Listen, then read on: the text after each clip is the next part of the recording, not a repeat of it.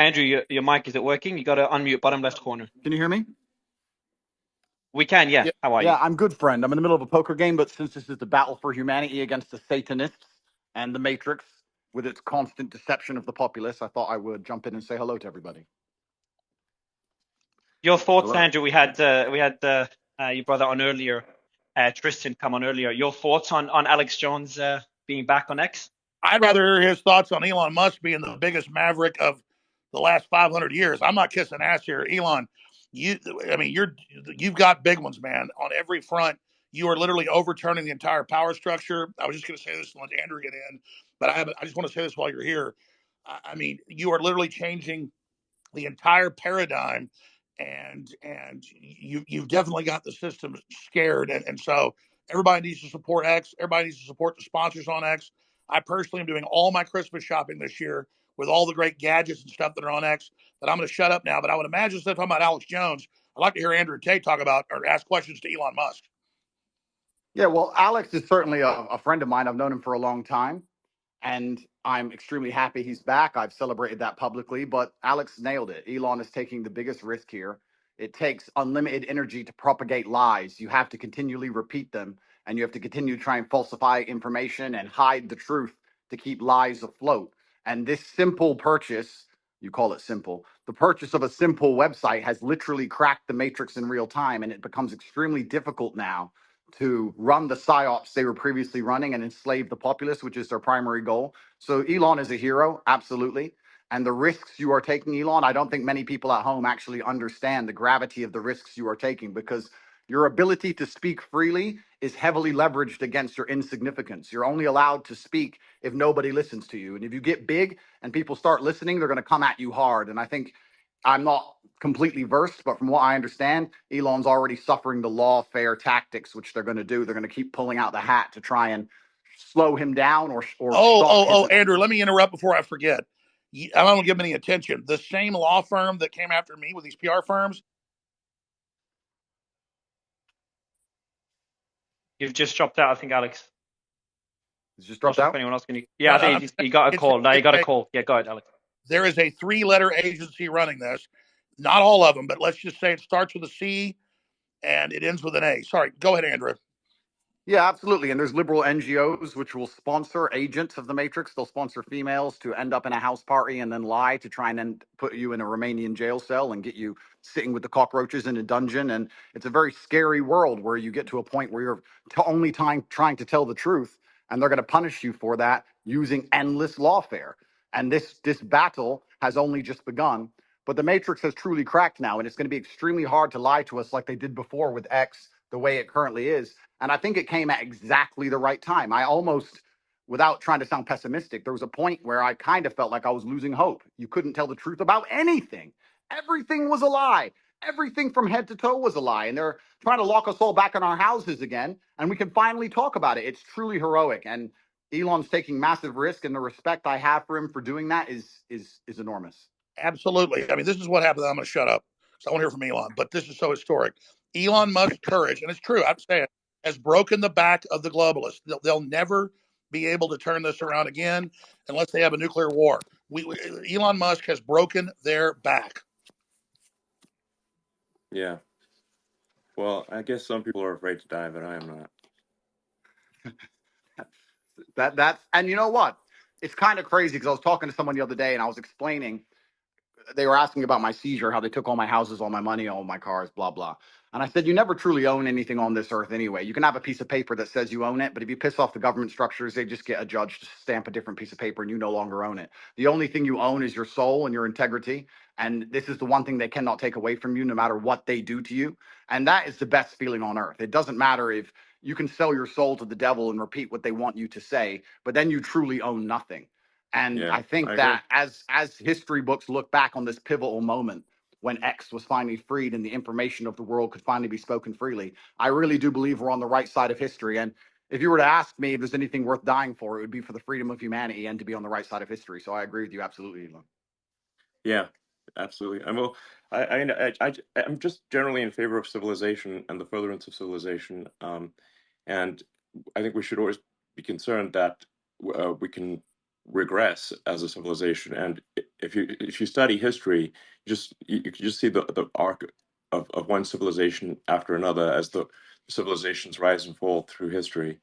Um, we've been in a period of civilization rising very rapidly, but we should be concerned that it it, it may we may be cresting, we may subside, and there there are many times where I get late stage civilization vibes, um, and I'm just worried that maybe we're cresting as a civilization and perhaps headed for a fall.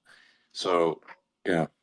Well, I agree with you because I truly believe, and a lot of people have ever said this before me, this is not original idea, but I think as AI and machines and tech increases, a lot of people are going to be deemed useless by the overlords. And then you have to sit and decide what are they going to do with all these people who have hopes and dreams and they want healthcare and they want a garden and they want a house to live in and they don't want to be treated like cattle. They're going to become extremely inconvenient. So I don't think many people at home understand that this war cannot be avoided. I've had a lot of people who understand why they threw me in jail in Romania and understood I've done nothing wrong. And they said to me, why do you take up this fight? Why you don't just delete your Twitter and disappear and drive a Ferrari all day? And I explained that this war cannot be avoided. You're either on the front line and you're fighting for something, or you're sitting waiting to die. You're waiting for the Mongol horde to come over the horizon and chop your head off. No, I There's no totally way out agree. of it.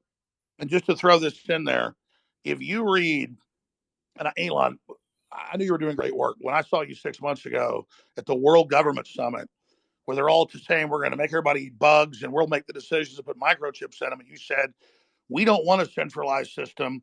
We want a diverse system. We want firewalls. And I don't agree with this Tower of Babel you're building. They know that we go through cycles and they want to artificially create a great reset collapse, in their own words, to make everybody else poor, consolidate power, and they'll have a smaller type 2 civilization for themselves. And I think you're trying to build a type 2 civilization, or even a type 1 civilization, I should say, for all of us. And Right. you said we need to have a debate about, uh, going interstellar. We've got to expand Yeah. or we collapse. And Elon Musk is saying, correct me if I'm wrong, you don't stay in stasis. You either expand or Correct. you collapse. They're Yes, artificially exactly. creating. You, Sorry, go you ahead. either grow, you either grow, or you collapse. You don't. The steady state is basically an impossibility. So you have to pick it. You have to make a choice. Do you want to grow civilization, or do you want to decline and collapse? And because steady state is not stable. So, and I say we grow, and I say we expand, and we have more humans, and we become a multi-planet species and a spacefaring civilization, and ultimately be out there among the stars. And I think that is the exciting, inspiring thing for the future. Not a declining human civilization that dwindles to nothingness and where humanity dies with a whimper. And that's the bottom line. I think it is the battle of people who believe in humans and humanity and want it to expand against people who are so selfishly going through the earth and so selfishly orientated that they don't care about expanding civilization. They just want to control the humans that are currently here. And And it's Andrew, I a totally it's a agree with you. hubris And and an Elon, arrogance. I totally agree. Let me throw this caveat on it because I've read the writings of Bill Gates and Klaus Schwab and the Club of Rome. They know we could easily expand. There's plenty of room, There hundreds of is. billions of known galaxies. They know that this is just a seed that's going to not just grow into one giant oak, but an entire forest, an entire universe. And so they want to shut everybody else down because they can't deal with the competition of the Elon Musk that come out of the general public. They want a global tyranny so they can direct it and control it so that they direct the expansion. And we can't let that happen because they literally talk about in Agenda 21, the official UN plan, a 90% world population reduction. So we need to go with the Elon Musk plan. And that's why I tell people that get upset, they go, Elon Musk is involved in every advancing technology. The globalists are pushing that too. Well, technology is like a gun. It's whose hand it's in. And so we need the gun in the people's hands, the gun of expansion, instead of in the globalist hands. And so just because Elon Musk is on the cutting edge of every technology, don't fear the technology like some troglodyte. Fear us not being in control of it. And Elon is saying we need to be an expansionary human explosion of competition and freedom, not some new dark age with a tiny breakaway civilization that's only working for itself. Sorry, I'm ranting. No, but you're completely right. Because if Elon doesn't push these boundaries, they will push these boundaries. And once they have the sole control and the monopoly over such technologies, it's over for all of us. And I don't think most people understand. It simply is the humanistic view against the death cult view. And there's people in the world who have no Yes. interest in, they have no interest in growing humanity, no interest in advancing the species as a whole. Their interest is in power and True. control. And all they want to do is have absolute power over the people that currently exist and their children. And you can talk about all the perverse reasons they want to do those exact things. But it's truly scary. And all the people at home who don't really understand the gravity of this fight, they seem to think it's right wing, left wing, ha ha ha. Yes, exactly. They're thinking about it the wrong way. It's sorry, I just got a little X here. But you're totally exactly. This right left is it's the wrong way to think about it. It's the sort of the extinctionists versus the pro-humans. And once you see that it's extinctionists versus the pro-humans, then it becomes very clear. So, Elon, when are you going to? I know you got 100 irons in the fire, but when you talk about we need to create a plan B for humanity, well, that's really No, it's not. It's plan not a plan. I mean, an alternate master plan, because the globalists are oh, in control right now. You're trying to wrest control with us helping. I mean, when are you going to put out your battle plan, or are you already putting it out in pieces? no, I mean, what I'm saying is that actually, I think we should expand humanity. Like basically, we should have basically more kids. Population should increase, and and we should become a multi-planet species and make life multiplanetary. Build a self-sustaining civilization on Mars, and then ultimately, this will be long after I'm dead, probably, but they'll almost certainly. We can go to other star systems and go out there, and I don't know, maybe we'll find some long dead alien civilizations. And I don't think we want to be one of those lame one planet civilizations that never got beyond its home planet. I mean, we gotta what are the aliens going to think of that? It's like we got to make a good showing. Team Human. Well, Let's go. and that would absolutely, that would be LFG. certainly disappointing. So But it's essential, and truthfully, it's so amazing we'd even speak about these things. Only 2 years ago, you couldn't even speak about these subjects, but it's so pertinently obvious to anyone who pays attention, and it is scary. And expansion and humanistic views are certainly the way to progress, and it has to be done. There's no other way. Just like a business, just like you guys said, if you stand still, you die. And it takes a few brave people to break the matrix. You have to break the dam. And I think bravery is so important because it puts a crack in the dam, and it shows that if there's people out there brave enough to risk getting canceled, risk lawsuits, risk lawfare, then it's going to inspire bravery amongst the rest of the populace. And it becomes extremely hard to lie to brave people. And I think that that's one of the largest pandemics of Earth today is bravery. And when I say bravery, I don't mean that in any kind of negative connotation. Bravery is being full of love and loving the people around you and sticking up for your community and loving where you live and loving your country. And it's brave to do those things. And it's love What do that's the going to crack the globalists teach matrix us? in the end. Children are bad. We're ugly. Humans create all this racial division.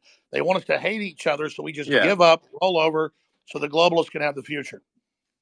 I would just yeah, and like I to think say the here. globalists are short-sighted too, because the thing is that you can't really separate yourself from civilization. So I think those who are sort of advocating like it's really I think it's just logical to be pro-civilization. You don't actually necessarily have to be altruistic.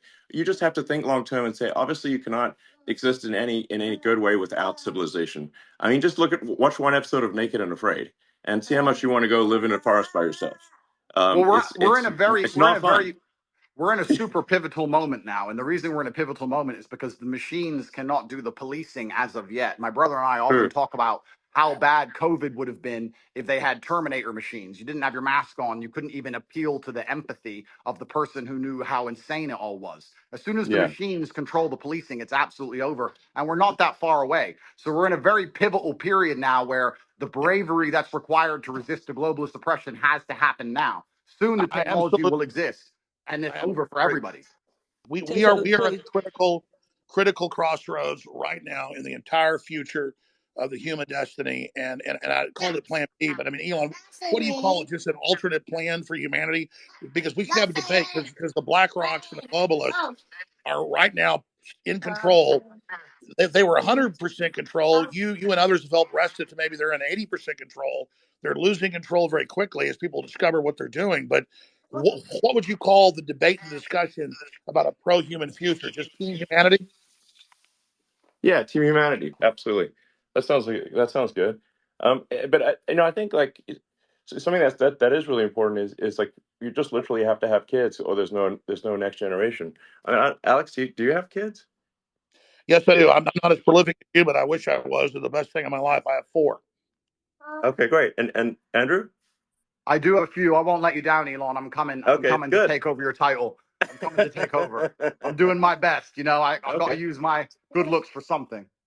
Well, I So, think we so, need so to, I, I hear. I think we ought to encourage people to have kids And and this is the bottom line argument. This is what is so important. We just talked about how the globalists are ultimately selfish and only care Well, about look at their own most power and most of the control. globalists don't have children, and Yeah, Of yeah, course, but because they're here, experience selfish. here's the when you thing. have a child. You guys are all attacking the globalists, but if you ask a globalist, like I have friends who I would consider globalists, you ask them, their ideologies are aligned that they believe that somebody living across the world is just as valuable as somebody who lives in America. And I know, there's They've already arguments. enslaved the third world, and they're No, using them as but that's not how everybody who you would categorize as no, you're a right. There's a lot of globalist useful thinks. No, idiot globalists, but that's the not. globalists at the top are depopulationists. That's their Oh, religion.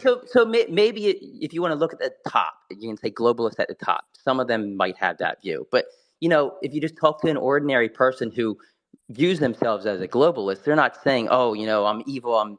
They're not an evil person. They just have this belief that human being around the globe is equal. That's I would all call they're that an looking at.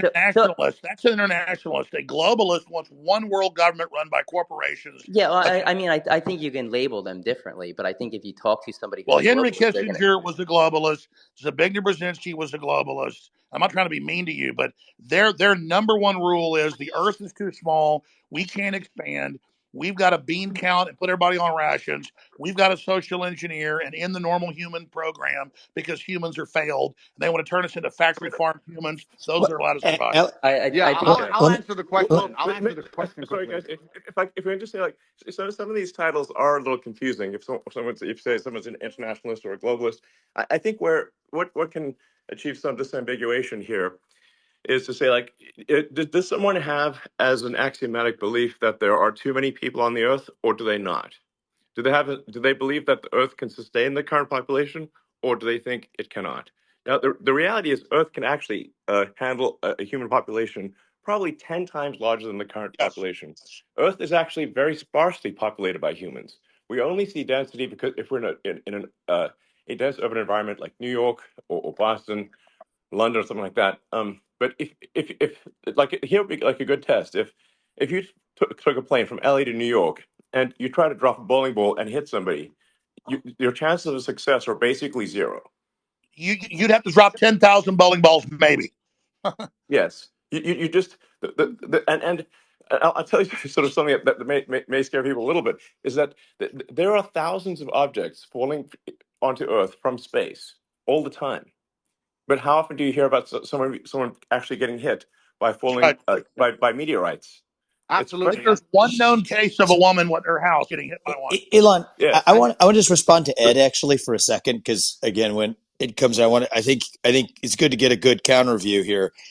I think that there's two different things going on, Ed. And I know what you're trying to say, but there's a separate point about your obligations, right? So you can, and I believe everything has been said about the importance of expansionism for humanity being pro civilization and expansion pro human race to win. That's like a separate axis, though, from saying where are your obligations where you are, right? So we talked about procreation and family, then we talked about the nation.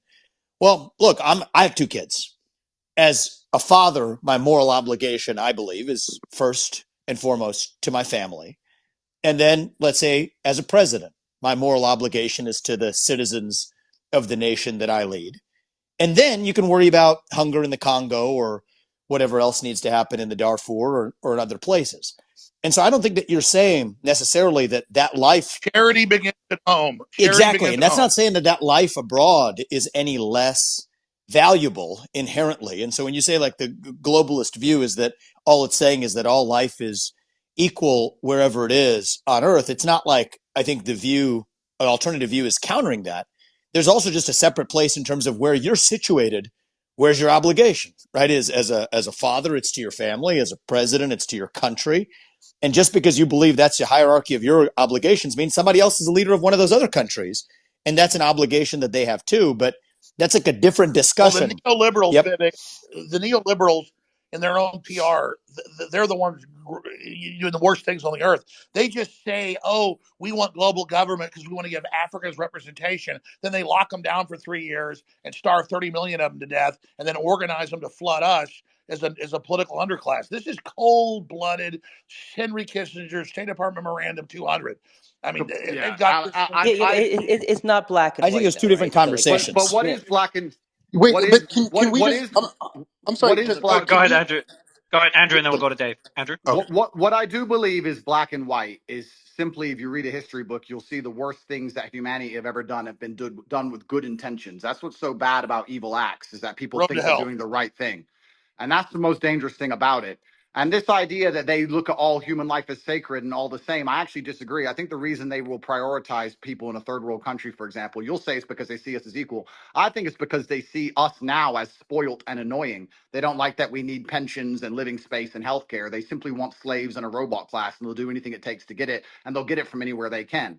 And when someone comes along and says, "Well, my intentions are good," I'm not interested in that, because you can name any Holocaust or any atrocity in history. The people didn't think they were the bad guys. They often thought they were the good guys. And I guess the easy way to look at life is you want to be having as many children as possible. You want to pray other people do the same, and you want those people to enjoy freedom. And anyone who's coming along restricting speech, restricting access to certain things, restricting movement, restricting, all they're doing is trying to restrict so they can control. And nobody in a history book ever who did that either was the good guy. I think it's very clear to see who's on the right side of history and who isn't. And I advocate freedom for everybody. If I had disagreed with absolutely everything Alex said, I'd still be glad he's back on X. And these people can't even handle a different opinion. Do you think they're going to allow the people who have a different opinion to them to share water or share food or share anything else once they have And the absolute reason they don't control? want another opinion is they want to misrepresent what Elon Musk or Andrew Tate or Vivek Ramaswamy or any of. I'm telling you, they want us silenced so they can lie about what we said. Yeah. I agree with you there. Like I Hold think. on. We'll go, Jackson. I'm going to go to you right after Dave. Yes, Go ahead. I mean, I'm just saying, I agree that with you there. I think that a lot of the media and a lot of these platforms do want to silence voices because they want their voice to be heard louder. So yeah, I definitely hear you there. I definitely don't. I definitely, as when it comes to globalists, I think, it's not black and white. You're not either a globalist or you're not. I think people fall in between, and there's different reasons for why people might feel one way about one, you could say globalist idea and another. So I mean, I don't like painting people like, with a black and white pen, because I feel that everybody falls somewhere in the middle.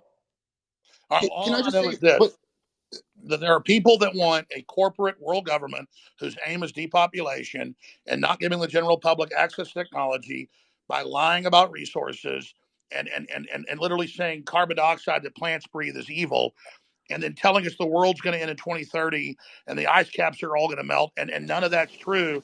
So our children basically give up on the future and decide not to have children. That's all I'm saying. And Elon Musk is promoting an optimistic, pro-human future that the science and evidence shows is real and that we need. Gentlemen, I have to Vivek. go.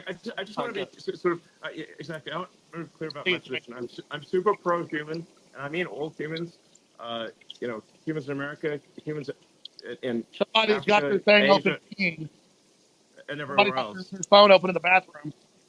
Yeah, Phone. that's Vivek. Vivek, that's your phone, Vivek. I'm not able to mute you. Vivek. Perfect. Go ahead, Elon. Sorry about that. So, well, I hope you feel better. I feel great. Thank you. Sorry about that, guys. Um, yeah, I'm super pro-human, like for Team Humanity here, and I just think we want to make sure that people have a positive view of the future, and like I think I encounter a lot of people who have actually very pessimistic conclusions about the future, and if you try to unpack that and say where does that pessimism come from, and I think like these are like good people, like they have they have good intentions. I think they think about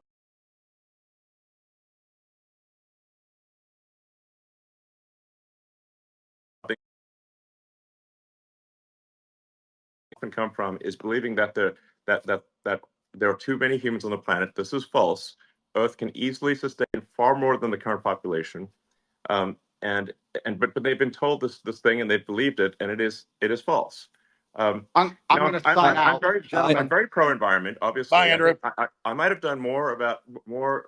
I'm certainly I might have done more for sustainable energy than maybe any single human. So I would consider myself an environmentalist, but I also believe in physics and reality and not sort of being alarmist about things. Well, something you said was really smart, and because I've seen the equations. I'm not a mathematician or rocket scientist like you, but we need the fossil fuels to get to the new technologies and transfer over. You can't cut them all off and then not have it. They're blowing up the bridge that gets them there. Gentlemen, what I would like to say, my final point, I would like to say, I often get asked by people who follow me, they say, who do you think who controls the world? Who do you think the Matrix is? And I use the Matrix as a very simple way to explain that they purport a false version of reality that everyone buys into to keep your mind occupied so they can extract your body heat from you for the soulless machines, which are essentially the globalists we're talking about. And I try and say that I still believe that we run the world. There's a lot more of us than them. We still control the world. It's just down to what we will accept and what will allow them to do to us. And that's why bravery is so essential and so important. And I know I can come across as brash with my message, but No, you're not. You need to when I'm stop telling giving up our 16-year-olds, power. when I'm telling 16-year-olds to go and get rich and buy a fast car and train hard and go to the gym, etc., because these young men are far less likely to blindly comply. And it's extremely important that they don't psyop the next generation of young masculine youth. And that's why the system was scared of you, Andrew, because you were doing an extreme version of it to shock them out of it, to show them how to have a destiny, how to have desire, how to want to be into the future. And then that's the same thing in a different way. You're right. We still control the world, and it's down to what we will accept. And it's going to take bravery and love. You need to love the people around you and love the human race and love the place you're from. And I just want to wrap up by saying that I would never kill myself.